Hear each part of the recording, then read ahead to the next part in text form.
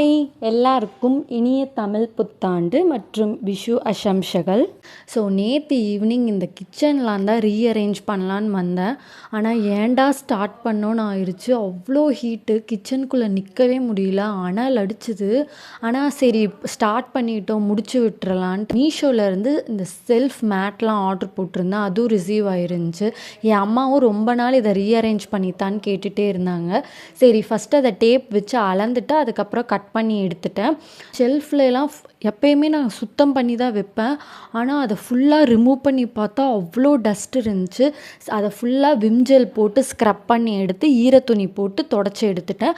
அதுக்கப்புறம் அந்த மேட் போட்டால் அந்த மேட் வந்து பிரெத் வந்து கம்மியாக இருந்துச்சு, லென்த்து தான் ஜாஸ்தியாக இருந்துச்சு.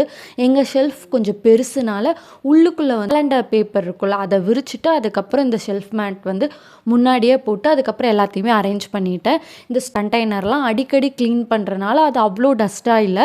ஸோ அதை ஈரத்துணி போட்டு மட்டும் தொடச்சிட்டு அதுக்கப்புறம் எல்லாத்தையுமே அரேஞ்ச் பண்ணி வச்சுட்டேன். கடைசியில் நீட்டாக ஃபுல் கிச்சனுமே இருந்துச்சு. இதே மாதிரி இன்னொரு வீடியோவில் பார்க்கலாம். பாய்.